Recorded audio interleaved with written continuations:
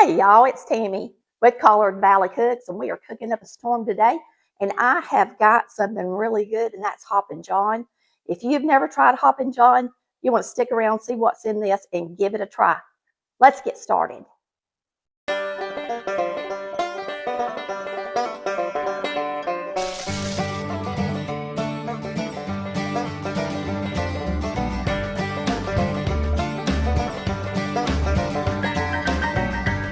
Today we're making our Hoppin John.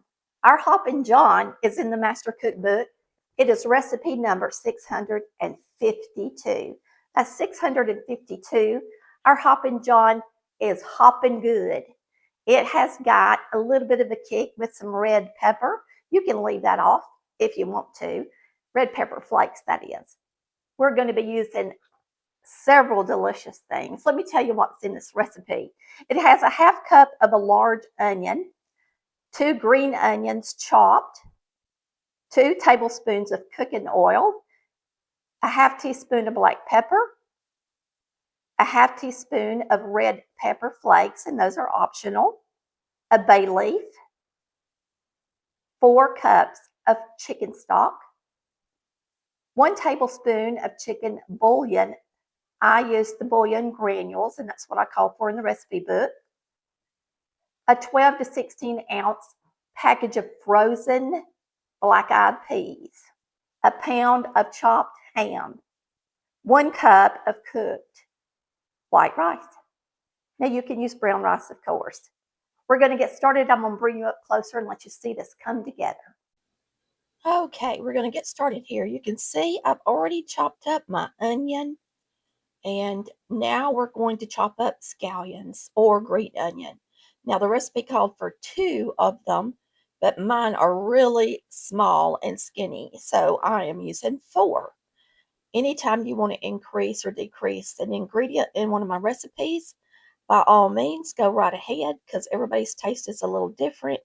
I try to put them together so that they're delicious for anybody, but you know, we all have our own preferences. We're going to get this chopped up, and then we're going to get it over to the stove and saute it in a little bit of oil. Now the recipe calls for oil, but you can use bacon grease or whatever you have handy. Let me tell you guys a little bit about my cookware, which Mama would call a boiler.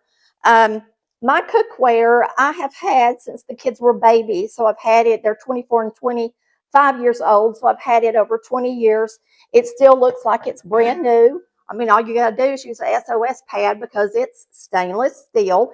If you burn something in it, all you got to do is put a little baking soda in the bottom of it, bring it to a simmer, let it sit, and then scrape it out, all right? Then use some SOS. You can see they have a very thick bottom. I love this set of cookware. If you're enjoying this video, please give us a like. If you're new to the channel, please head down, hit that subscribe button, and click that bell for notifications when new videos are uploaded. You can actually just buy the larger boiler, like that I make my chicken stock and stuff in and my pasta separately, or you can buy the set on our website if you go to Shop Now Cookware.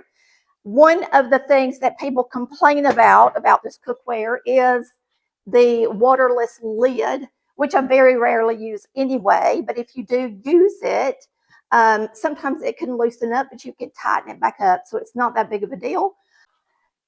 Now, what I have online, mine is Salad Master, but I also have some of the pieces from online that I refer you to use. Salad Master costs thousands of dollars, but what I am getting you guys to buy that is very much the same thing is, I think it's less than $300 for the full set. And just thought I'd tell you that it is not Salad Master. Of course, you have to have somebody come into your home and sell that to you, and it costs thousands of dollars, but it is comparable to it. Matter of fact, they have the same bottom, and the stamp on the bottom is, it's got to be the same manufacturer. Now, I can't guarantee it, so don't, if you're a Salad Master consultant and you don't like the fact that I think it's comparable, I'm sorry, but I have both products and I think it's very comparable. And I love this cookware. You're going to love it. So if you need a set for Christmas, make sure you get you one. All right, back to cooking. Now I am going to add my pot to the stove. I'm going to turn on the eye to like a medium heat, and we're going to add just a little bit of oil. Now you can use cooking oil, butter, or bacon grease. And today I actually fried some bacon, so we're going to add a little bit of bacon grease to this pot, and then add our onions. We're just going to cook these until they're nice and soft, and then we'll add our remaining ingredients to the pot.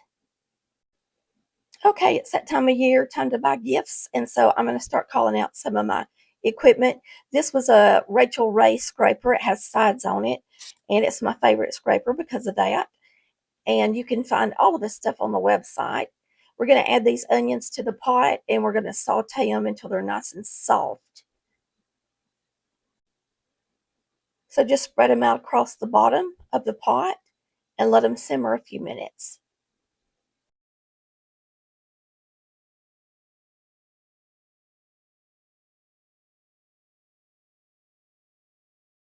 Now I'm going to add my bay leaf to it.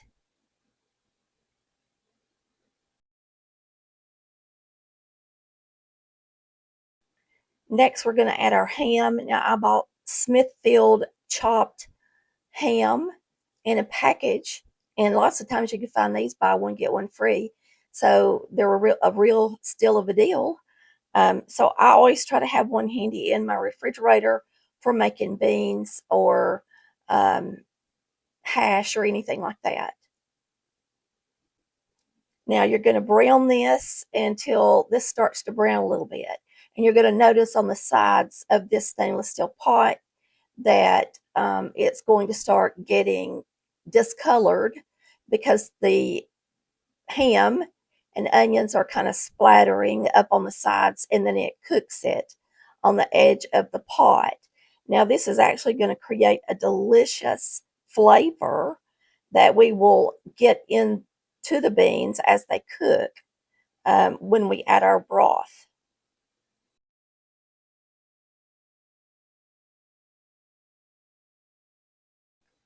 Okay, we're going to add our chicken bouillon, and these are bouillon granules, and I typically buy Knorr. That's Knorr brand. And boy, does it add some flavor to all of your dishes. So I like to use it in a lot of things. We're going to add our salt and our pepper next. So here's our black pepper.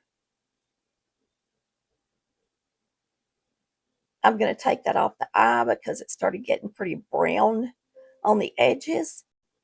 So you can just pull it off the eye to quickly let it cool down a little bit. But we're going to place this right back on the eye. I'm going to add my chicken broth. Now I boiled the chicken, and after I boiled the chicken, I filtered the broth through just a regular mesh strainer and put it in the refrigerator. And so this is a quart of broth, which is 4 cups going in the pot. We're going to stir it up a little bit. It already looks really good.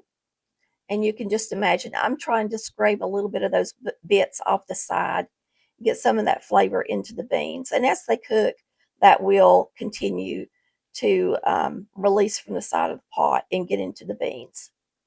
Now, I've been calling these beans, but of course they are black-eyed peas. We're going to add our frozen black-eyed peas to the pot. Mine were actually thawed. I put them in the refrigerator a day ahead. And I'm going to add about 16 ounces of them. So I had a package of 12 ounce, and then I added some out of the other package. And you could throw them all in there and cook them. But I'm trying to go by the recipe just for y'all. So I'm going to mix these up, and you can see that broth is going to be nice and rich and delicious as it cooks throughout the day. You're just going to cook this until there's about a cup of broth left in the bottom of the pan. Now, I just sprinkled in my red pepper flakes, and these are optional, but it gives it just a nice little kick and makes it so delicious. Now I'm going to bring these to a boil. I'll show you how they're looking in just a minute when they start to boil. I'm going to mix them up really good first. And then turn up that heat and bring them to a boil. All right, they're boiling good. I'm going to boil them for a few minutes just like this. And you do want these to cook because they're raw. So you do want to cook them for a while. So turn the heat down to medium.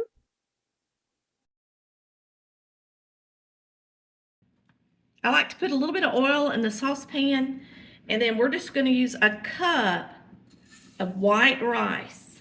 So we're just going to mix it and let it toast, lightly toast it. And it takes a little bit of time, but this makes the rice so much better. If you don't put a little oil in there and toast your rice first, it wants to stick together more.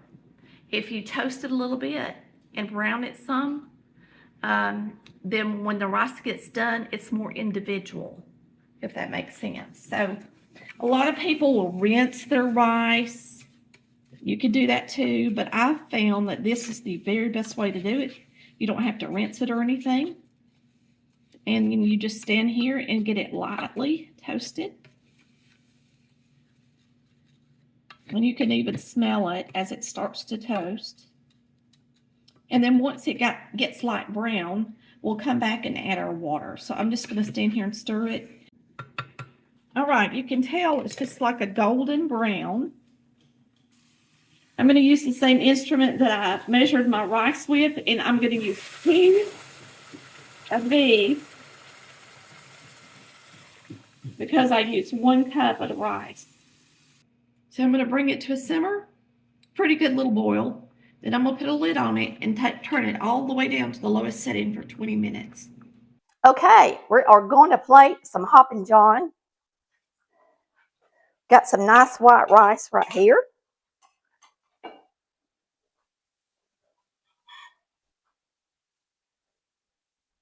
And I'm going to show you how good it looks.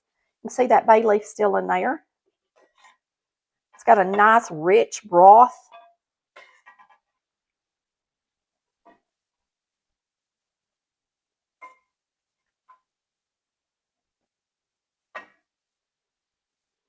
Some good looking Hoppin John, and it tastes delicious. Let me get me a fork and we'll try it.